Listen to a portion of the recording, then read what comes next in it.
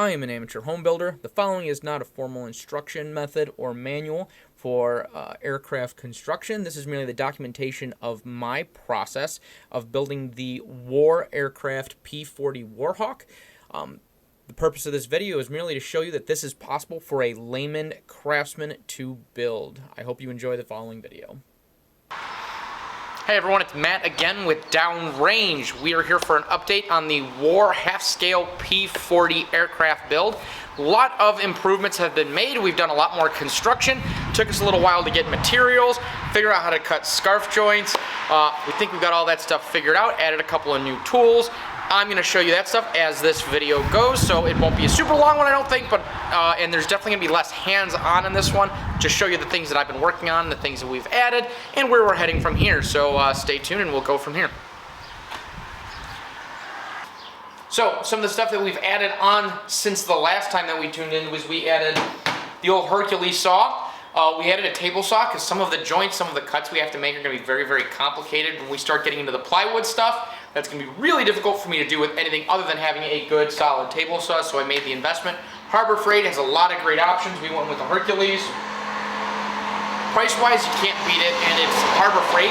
Let's face it, prices on that stuff is usually pretty fantastic, and this was no exception. I already had a Hitachi table saw. That was something that already was in place and ready to roll. I've been using that for years. In this case, it's been very, very helpful with cutting all my vertical stringers. You're definitely going to see that getting used here as time progresses. The next portion that we're going to be working on, and I'll show you that stuff later, I'll probably film some of that process. We're cutting, measuring, all that good jazz, and doing a stop motion on that. The stuff that we've accomplished so far here in the last few days, I just wanted to get an initial video rolling because we haven't filmed anything in a hot minute. So, wonderful chop saw, wonderful table saw.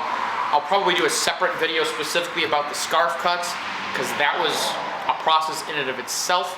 But we did all that stuff, and we'll kind of show you more of that as this video kind of progresses. So definitely keep paying attention to what's going on because there's a ton of material. We covered a lot of progress here in the last few days, especially since we've got lumber in place, everything's measured, the tables are built. I'll probably give you a tour of all that stuff, show you how the plans are laid out underneath all the plastic, and then we'll roll from there. So let me swap angles in the camera and we'll progress from that point. So let's start at the overall look of the plans and how we've set this up. As you can see, we have 16 glorious feet of table space here, all 2x4 construction. Studs are 12 inches on center. You can see the marked lines here, here, here, every 12 inches. This is built extra heavy duty, partially because we're going to be using these same tables to build the spars later on when we get the material in for that. We might have found a new resource for all of that lumber as well, and if that's the case, then that's going to be awesome for us.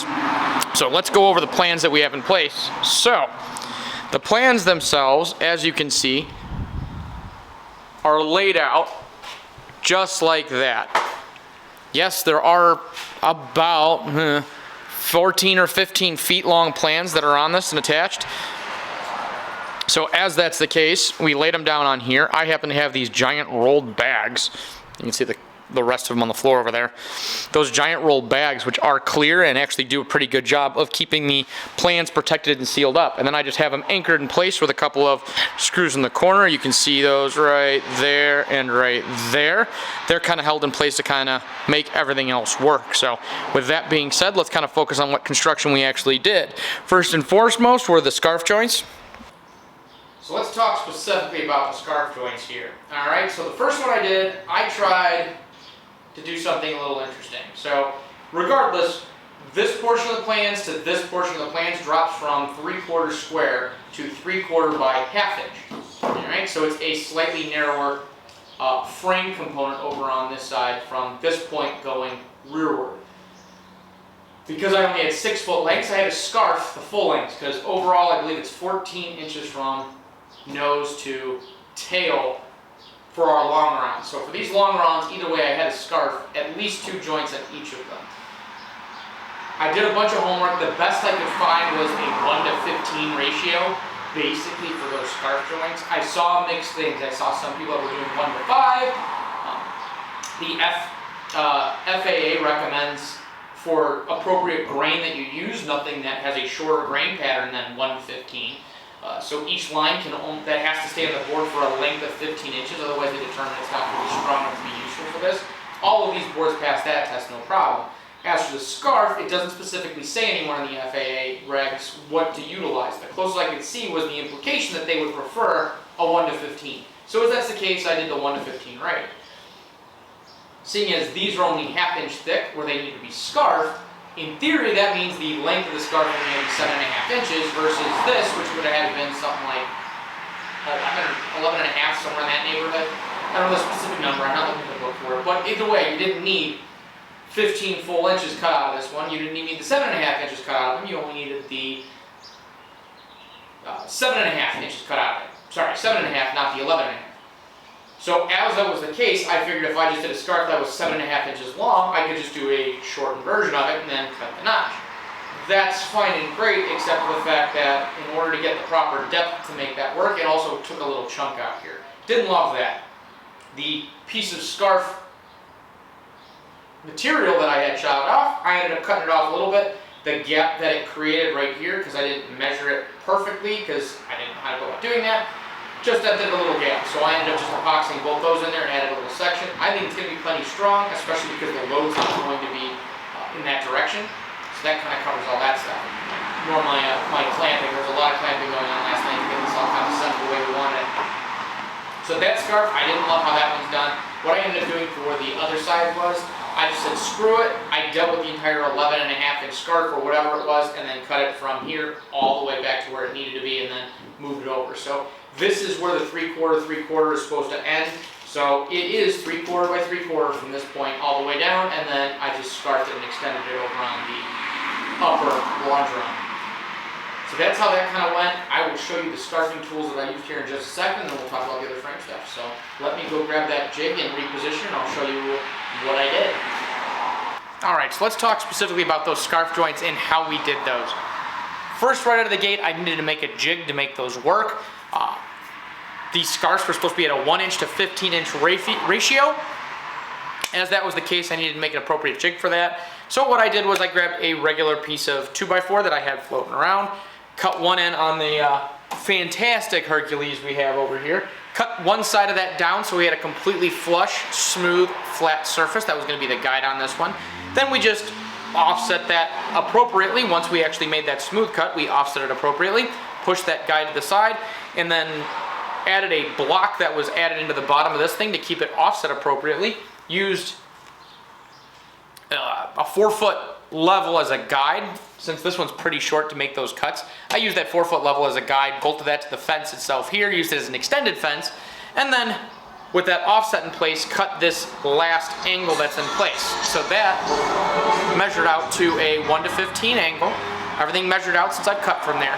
From there, all I would do is take a piece of material. This is one of the 6-foot pieces that we're running with. What I would do is clamp it appropriately here, make sure it was flush with the bottom, top to bottom. Had that leveled out so it was smooth on there so we wouldn't have any weird offsets. Clamped it at the base here as tightly as I can. As you can see, the material sits flush right there. Once I had it with the fence, all I had to do was line that corner up with the upcoming saw blade, and it would cut just across just like that. You can see from the 2x4 it would cut into the 2x4 as well. Didn't affect anything in the way of the angle. That worked out just fine. Turned into a kind of an offset. It almost makes more sense because you can see it stays smooth up to here. This is where the actual cut in actually started to happen. I don't know if you can see it clearly or not in there. You can kind of sort of see it. So it would cut into there. So I clamped it into there, kept that flush, put this against the fence, and then put it right through, and that gave me my cut at my perfect 1:15. Had some issues with one or two of the other pieces, but for the most part, the cuts actually came out really clean, really accurate. No major issues. As long as I made the cut nice and slow, they came out really, really good. I also invested in a high tooth count blade, specifically for a smoother cut, and then made sure that we're pushing through nice and slowly so we don't get any chunks or any kind of roughness added to this that doesn't need to be there for obvious reasons. Let me throw that guy down there. So that's all we did for that. Super simple jig. Took me forever to figure out a good way to do this. I know there's specialty tools that do that where it'll give you that offset so you can cut those angles very, very precisely. Seeing as I only had to cut one angle, this worked pretty well as a nice disposable option. Relatively simple to make, just needed a little bit of time with the old Hercules here, and that got her done. So with the scarves cut for the top and bottom longeron, we're ready to kind of keep moving forward. So you already kind of saw some of the pictures in the earlier video. We'll show you some more stuff about what we did, what we cut, and all the good jazz that went with that. So that was really good so far. This has been super, super useful for all that stuff. So now we're moving on to the other things that are happening and going from there. So let's move on to the pieces themselves, how we mounted the board itself, how we built the jigs in place to kind of keep everything mounted and square where it needed to go, and how we cranked everything down. So once we have the scarf joints all cut, and we kind of touched on this earlier, we got those epoxied up. So we are using this great T88. It allows for cooler temperatures for actually hardening up. We're using a wonderful little scale doohickey for the actual measurements for, because we're doing it by weight. The ratio you need is 1 part of the A part, and well, actually for every 100 parts of this, I need 82 parts of the B part. We're using nice little fancy schmancy scale, basically doing a 1:8 ratio, or sorry, a 1:0.8 ratio, because the math's relatively easy. We're off by a hair. I don't think it's gonna have any major detrimental effects to that. Mixed that up, did the scarf joints. What we did was we're using those acid brushes, the cheap ones you can get at Walmart for a relatively good price. Mixing the epoxy up in little plastic cups or little paper cups. Mix those up real good. Use those acid brush to add epoxy to both sides of the joint. From there, we just use butcher paper to wrap them. The epoxy doesn't seem to be sticking to that at all. Once we're done with that, we epoxy both sides, put them together, add a little bit of clamping force, not so much that we're pushing all of the epoxy out, but enough that the actual parts are mounted together and actually going to attach the way they need to. So far that seems to be holding up really, really well. No major issues. First thing we did was the other day was we actually epoxied up the longerons. So the longerons are now done. At full length, we trimmed the front ends of them, so right up to the edge where we need to be over on this side of it. They're running a little long on the tail side. We're gonna worry about trimming those up at a later date. I've got to take off about a 1/16 from the front as well for when we actually put the firewall into place. Right now, we're not gonna worry about that. That's gonna come later. Once we got the longerons done, then it was a matter of just getting this thing set up and building the jigs to get these in place so nothing moves. So as you can see from some of this stuff, I don't know if these guys are in the way. I don't know if you can see that guy. Yeah, my hand's right on that first jig. I just cut up 2x2s. Tried doing them vertically like this firstly initially. It sort of worked in a couple of places. It seemed to be a little unpredictable. So I ended up switching to putting them in the long way and then going right through the side. That seems to be a little bit more reliable for a strength standpoint.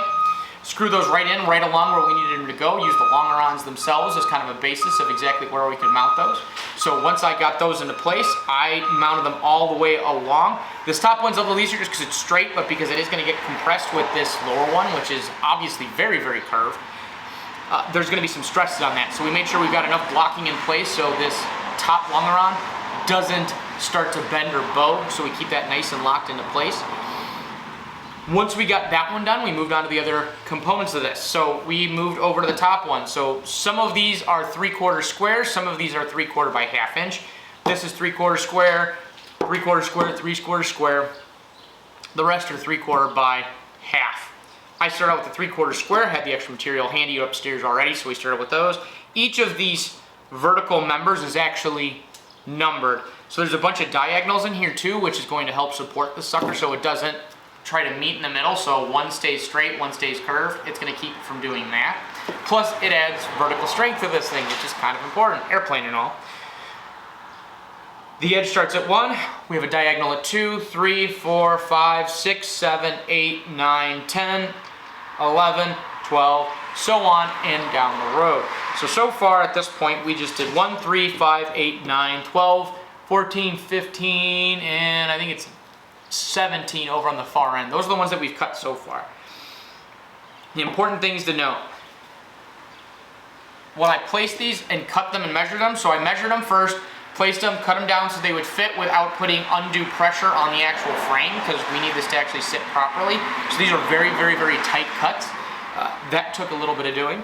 Once I test fitted them into place and got them into place before I epoxied them, I marked them for direction and then specific location. So I put a hash here and a hash here across both pieces of wood to ensure that they were located exactly the same way, especially upon epoxying. And then I made sure that they were faced the right way, forward and backwards as well. So I did that with each of these pieces. So you've got them numbered 1, 3, 5, 8, 9, and so forth, going all the way down there. That just ensured that before gluing and after gluing, they ended up in the exact same place. There's no guesswork, especially because they are cut fairly precisely. Once we were ready to actually apply epoxy to them, same deal as with the scarf joints. I epoxied this side and that side, made sure everything was nice and clean.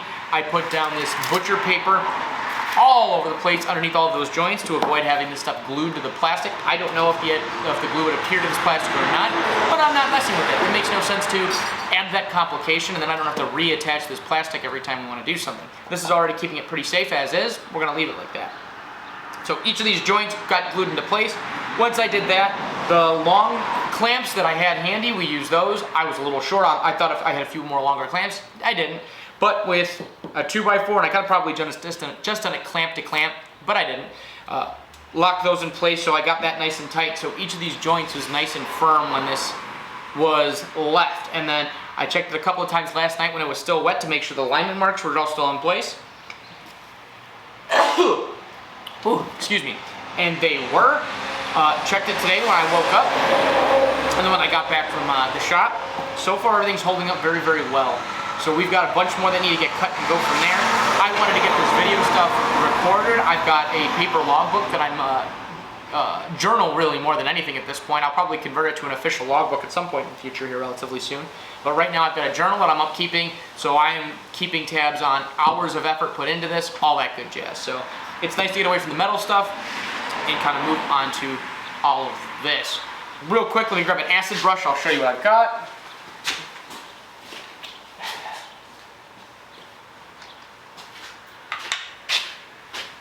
So, these are those cheap little acid brushes. I just bought a bulk kit of them. They're not awesome. The little hairs will come out. I can manage to get that out of all the glue joints, thankfully, but it does kind of an annoyance. But they're cheap, they're easy to mix them. And then I've just been using these plastic cups, and then I've got bigger paper cups as well. Obviously, I thought I needed more glue than I did for the amount of joints that I had to glue, but that's okay. I'd rather have more. Too much glue than not enough, or too much epoxy I should say than not enough. So that's kind of what we've got done so far. I'll do one more overview so you can see exactly all the pieces that have been cut up. So these are all, like I said, 3/4 by 3/4 square, 3/4 by half, and then a mix of those. And then everywhere from that point of the body rearward is all going to be 1/2 inch square stock. So I've got a bunch of that downstairs. I'll bring that up a little later. I'm going to try to work on that this afternoon because I would very much like to get all of the verticals cut and in place and epoxied today if I can. So if I have time this afternoon, I'll get the rest of those verticals cut, epoxied in place, ready to roll. I would like to get the diagonals thrown in there too. If I can get the diagonals done, that would be great. Getting the epoxy to cure has been pretty good the last couple of days. This is very, very hard, very, very solid. It probably needs, well, I know for a fact it needs a few more days to cure completely, but thankfully we've had, it's been in the mid-70s the last couple of days, so yesterday it had a great day to harden up when I was done with the epoxying yesterday, and then last night I don't think it got below 55, which is great for letting that epoxy kind of firm up. Tonight, I don't think it's going to get very cool. Tomorrow, it's going to be, I think we're supposed to be in the high in the 77s today, and then tomorrow's going to be pushing 80 as well. So we should actually have a couple of really good days to get this rolling. So depending on how, if I need to get anything else done at the shop this afternoon and getting this video posted, I will do the rest of the verticals all the way down to the tail for the 1/2 inch by 1/2 inch stock. And then if I get all that done, depending on how much time I have left this evening, I might start cutting verticals, because I would very much like to get those put into place, because the sooner I get this side done, the sooner I can start on the other side, and then we might actually have a boxed in fuselage that we get to do some work on here coming up, and hopefully in the next 2 weeks we'll actually have a fuselage we can sit in. But we'll see how it goes. That might be ambitious. see how much time I can actually commit to this sucker with all the other stuff going on. So I'm gonna work on this. Tonight I'm gonna do some, this afternoon I gotta do some flight school homework as well, because I am in the air tomorrow for training. So stick around, stay tuned, and enjoy the show. So as I mentioned, this is our far end. You can see right there how I've got those numbered and meshed. These guys right here don't need to be here anymore, so I can pull the clamps. I think everything seems to be pretty solid. Whew. Clamps taking my camera angle with me, so you can kind of see how that's looking. So you can see how they're numbered. You can see the angles that I got to put in there next. Some of these are going to be kind of complicated. I don't think it's going to be too bad, but it's going to take time. You can see where the plywood spacers are going to have to go, so all this wonderful stuff's going to need to get cut and figured out. But if I can, you can see how far we went. You can see where this shrinks down to 3/4 by 1/2 inch all the way back. That's on both sides. And if you couldn't tell by which direction this cutoff is, this is going to be the right side of the aircraft.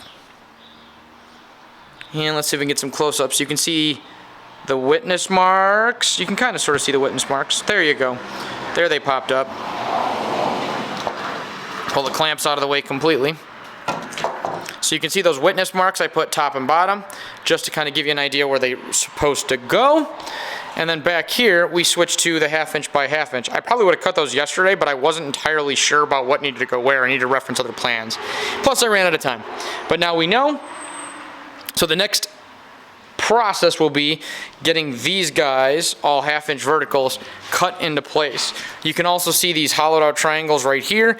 This portion is going to be plywood. So this will be cut out of the center section. These will be on the interior of them, or the exterior of them. Those are going to be your plywood add-ons, so those will all get mounted to the exterior of this as well to kind of add additional structural support.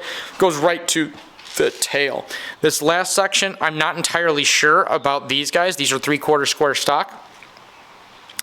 That's also for the vertical stabilizer and for the mounting of that. So I don't think those mount directly to the rear portion of the fuselage. So I will actually dig into the top portion of the plans, or the top view of the plans, to figure exactly where those are going to go, because mounting to the side doesn't make a whole lot of sense, all things considered. And you can see the scarf joint there. It's not the cleanest thing in the world, but I think it's going to hold up all right.